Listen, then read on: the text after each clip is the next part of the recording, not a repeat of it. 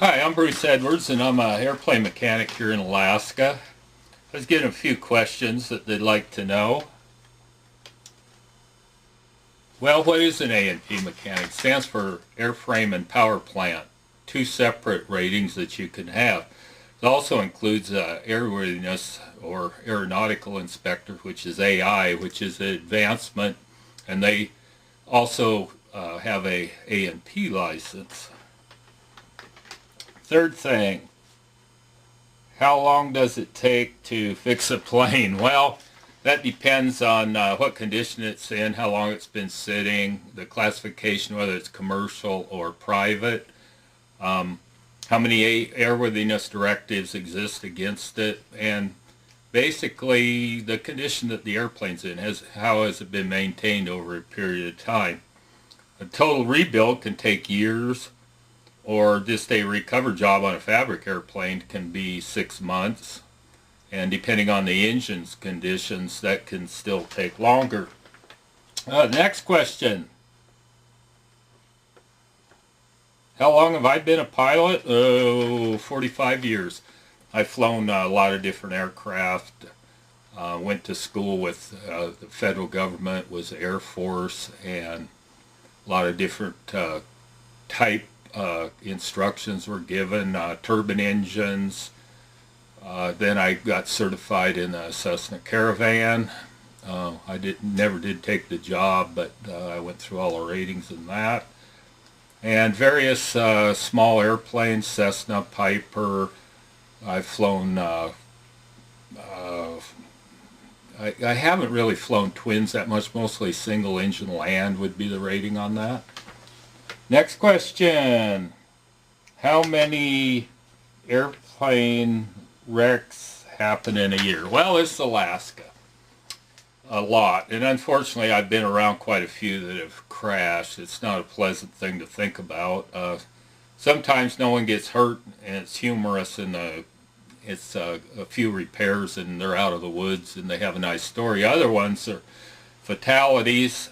Recently, in 2018, we had one that crashed in the park, Mount McKinley, when I was over there. There's 4 Polish tourists stuck up there, including the pilot who was from Michigan.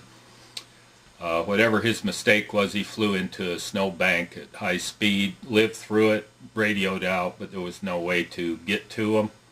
And as a matter of fact, the airplane was left in the park with the people frozen in place.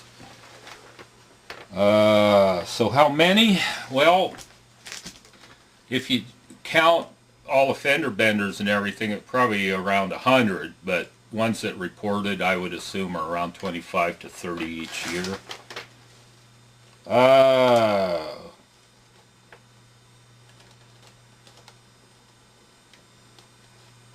Oh, I just recently, and this is October of 2018, person I know who I repaired his Super Cub before wanted me to go to North Pole, Alaska, to an abandoned runway and see if I could get a PA-14 running, which had 17 years ago a brand new wide deck 180 horsepower O360 engine installed. When I got there, the fuel lines leaked. Basically the airplane was covered with dirt. A lot of little problems, holes in the fabric, and whoever had covered it last didn't punch holes in the drain grommet, so the wings were full of water. I had planned on being there 2 days, but instead I ended up there for an entire week. The owner came down from Fairbanks, but he had to fly to Anchorage to catch another flight. He had been on the slope. His intentions were to go to Fairbanks, but he did. He finally made it to Fairbanks. I picked him up in the car.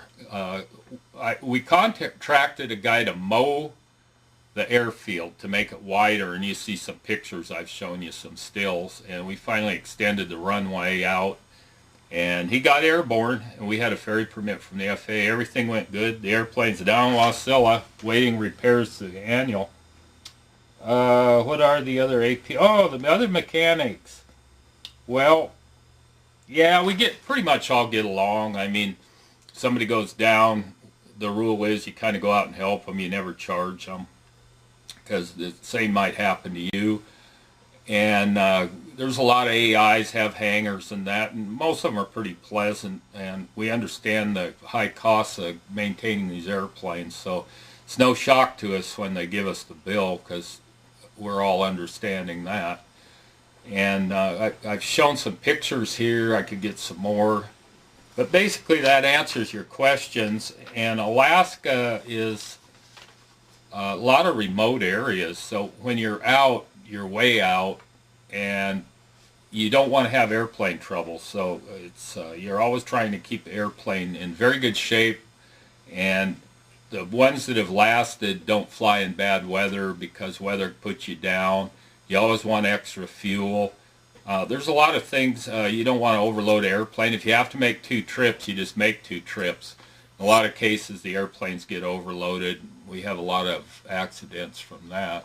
But other than that, it's fairly straightforward. It's just a dangerous job. Most dangerous job in the world is doing this, and people have accepted the fact, because there's no road system in Alaska to most places. We only have a few roads, and if you don't have an airplane, you don't go, or you pay a lot for the trip.